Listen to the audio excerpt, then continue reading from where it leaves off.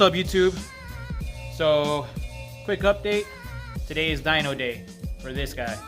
So, we have a couple more little things to get knocked out before we make the trip to the dyno. I got to put the intake pipe back on, oil, filter, spark plugs, trans fluid. I got to do this axle. Got it brand new. The other one was leaking grease pretty bad, so I went and warranted it out. And I'm gonna go. A buddy of mine has an injector cleaning machine. I'm gonna take the injectors to him and see if we can test the injectors to see if the injector corresponding to the cylinder that failed last time, just to make sure that that injector is working properly and it's flowing with how it's supposed to, just because there were signs of detonation in the cylinder. So we're just going to do that just as a precautionary measure, just to make sure that the injector is fine, because it'd be pointless to put a bad injector back into a fresh motor and, you know, have the same issue over again.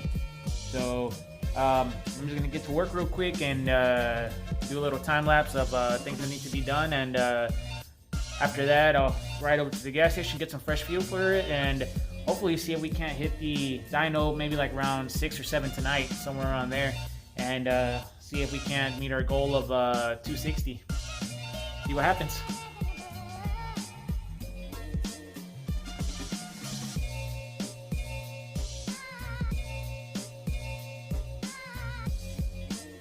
So Mother Nature isn't cooperating. It started raining on me. So the axle's done. I'm gonna push it inside and do fluids. I forgot that I have to connect the lower radiator hose still. I have to trim it a little bit, seeing that the K24 sits a little different from the K20. So I have to do that still. But I'm gonna push it in and do a little more in the garage, since obviously Mother Nature ain't about that, working on car life today. All right, got the axle on. So as far as for oil, since usually what I do on a fresh motor is I just do regular synthetic oil, regular conventional oil. I'll let it run for an hour or so, drain the oil, new filter, and then fresh oil in there. I'm just using regular conventional oil, you know, just no point to waste on, you know, nice quality oil if I'm just going to drain it out in 30 minutes. After that, I'll probably move to like a high zinc oil, like was it Valvoline V1R or VR1 or some shit? I don't know, can't remember what it's called. But you know, regular 1040 conventional oil. Since using 1040, since I did the clearances on the bearings a little on the loose side. And then as far as transmission, I always use synchro mesh. GM, Pennzoil. This is my, you know, fluid of choice for the transmission. I know a lot of people say, oh, that's no good, blah blah blah, use this, use Honda. I've never had issues with this. I love it. That's what I'll keep on using. And then filter, I use the I normally use the Hamp or the Honda or Wix filters, but again, since you know this is going to be coming off, I'll just use a normal one. And for those K-series guys, I always tend to use the S2000 filters. They're constructed a little better, they're a little bigger, and there's been a lot of tests that prove that they actually raise your oil pressure by, I want to say, 5 or 7 psi on top end, or like, you know, like towards the top of your RPM band.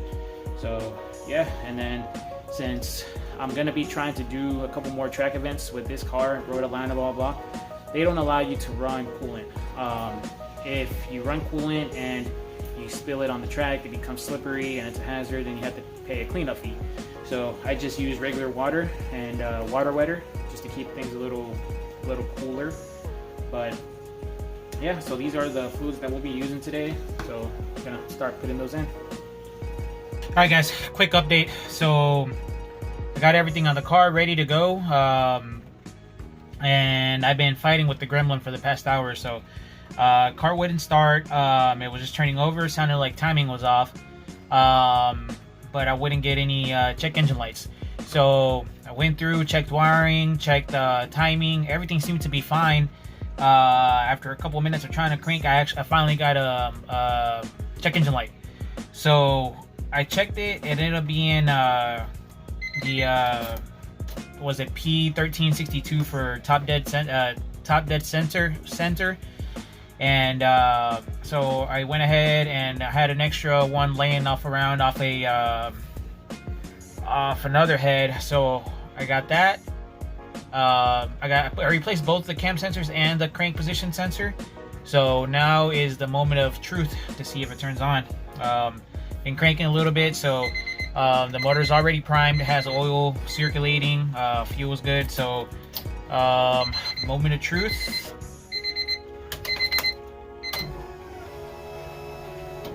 Fuel pump priming.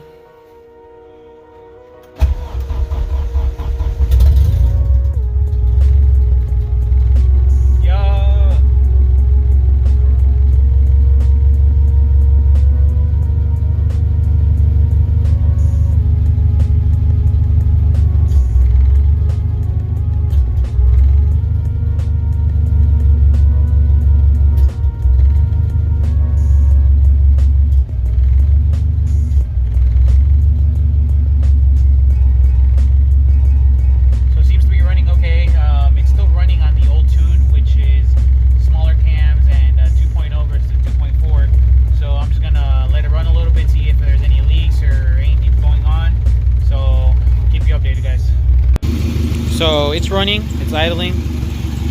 Seems to be decent. Obviously there's going to be little hiccups in how it's running right now just because of the tune. I'm going to see if I can get something a little better on the laptop. Get it running a little better. But yeah, just burping the system. Going to check the oil here in a second and see how it does. Alright, so last piece of dyno day prep is I'm headed to my buddy's shop to flow test the injectors, make sure they're good, make sure they're all flowing evenly, there's no issues with the injectors. I already started up the car on these injectors and let it run, burp the coolant system, and it seems to be good, but I'd rather be safe than sorry, so we're going down the road to his shop, test the injectors real quick. As soon as they're done, I'll run back home, throw them back on the car, and I think that's pretty much it. I mean, after that, I gotta go get fuel. Yeah, I gotta go get fuel. I gotta go get E85, and then I believe the tuner should be back at the shop around 5:30. My boy Moni, and it'll be time to make some power. For those who don't know me, my tuner of preference is his name's Homie So. He's been in the Honda game for a long time. He's always built fast cars, great tuner. He's actually tuned every single one of my Hondas since I got into the Honda game. Every single one. Never had an issue out of him. Always super helpful, knowledgeable. So I mean, if anybody needs help out there on tuning Hondas, whether it be B series, K series, turbo setups, all motor setups, he's great.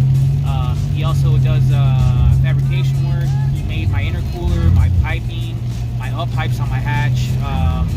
Builds motors. He built the last motor that was in my hatch as well, and I mean it made 700 wheel horsepower for like what, 5 years. Never had an issue out of it.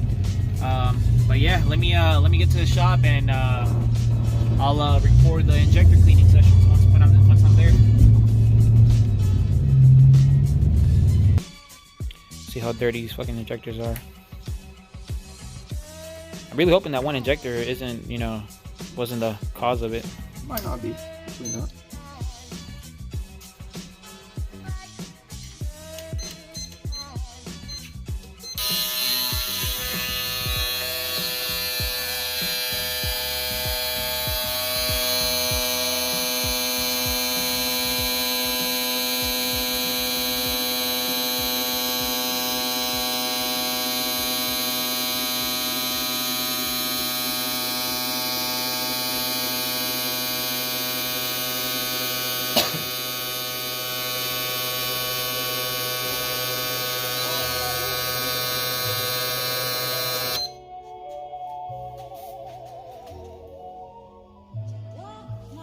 Not bad.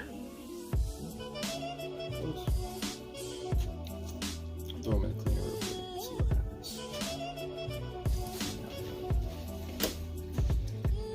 My modern ones float about.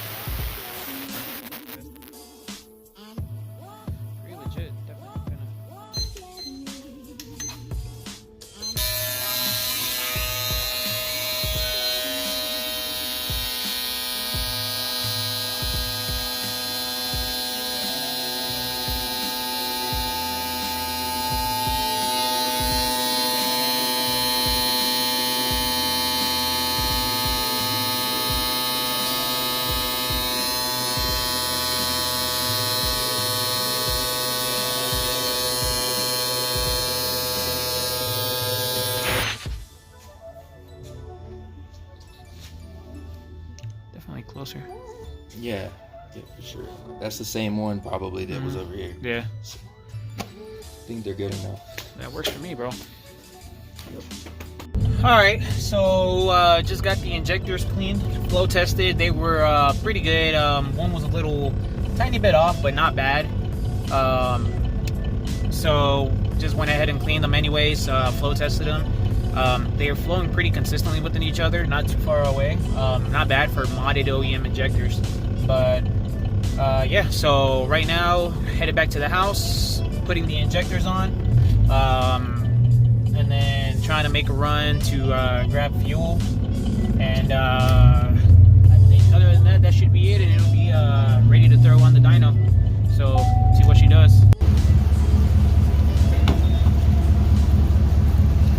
All right, guys, getting some E85, and headed back to the house, going to the dyno.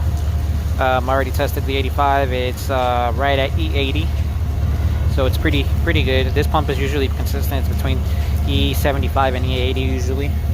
So yeah, here we are.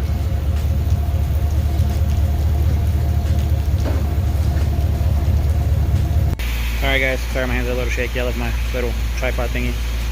But so it's here, it's on the dyno. Well, not on the dyno yet, but Mastermind Moni is adjusting the initial air fuels and everything, trying to get it idle good and everything. So once he gets that, we'll start doing some pulls and get some numbers and see how it goes. Alright, so we got the initial setup going. Probably start making small pulls to tune the low cam. For those that aren't familiar with the Honda, you usually have to tune high cam and low cam separately. So you tune like non-VTEC first, and then you tune the VTEC afterwards. So that's where we're at right now. So far the motor's doing good, no overheating. We got a good vacuum. So yeah, I almost shit a brick, guys. I thought my shit was leaking oil heavy. I was strapping the car down, there was fucking hella oil right there, and I was like, fuck. But it was another car that was leaking. But yeah, so this brings us to this point.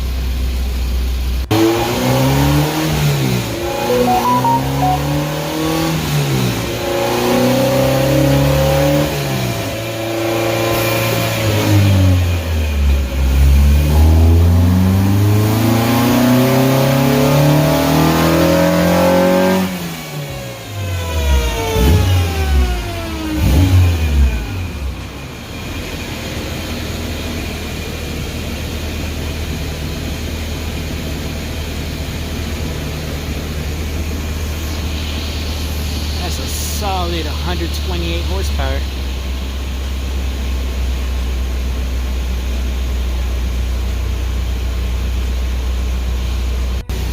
So did another pull without VTEC to 7 grand. It already made more torque now than it did on the 20. So on the 20, fully tuned with VTEC and everything, made 161 torque. Right now it made 162 without even VTEC crossing over or anything, just on low cam. I'm pretty happy with that.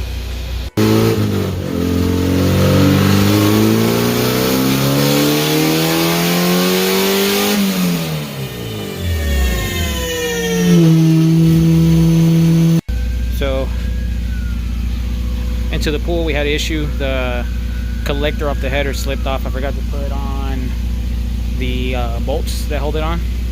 Came off, had to unstrap the car, put it up, and put it back in. So you can go back to making pools here shortly.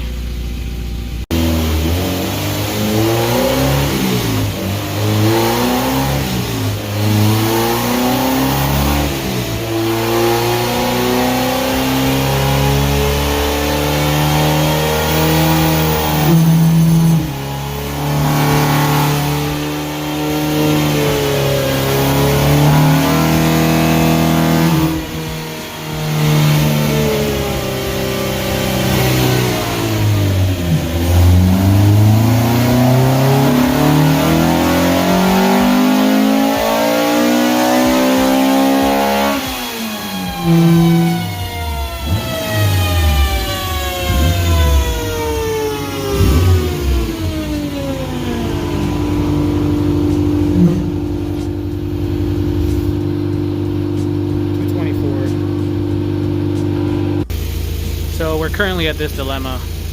The car is making less power than I thought it was going to. It's at 236 and 184 so far, but it seems to be that it's there. The only possibility that I can think right now is I didn't have time to do a valve adjustment, so the valves could be loose. But then again, I mean, you know, would they make up for that much power? But I don't know. So tuner's messing with it right now, but looks like I'm gonna have to do a valve adjustment and come back.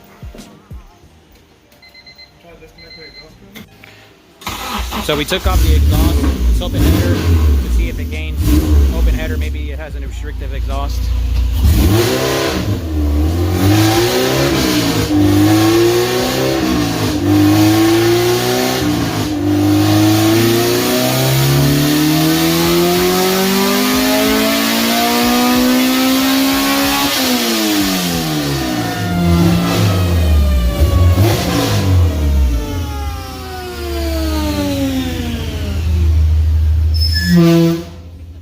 It picked up 1 horsepower. 1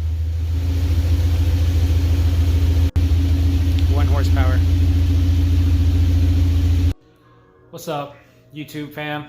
So we are at the end of dyno day for old guaKa coupe, aka guaKa.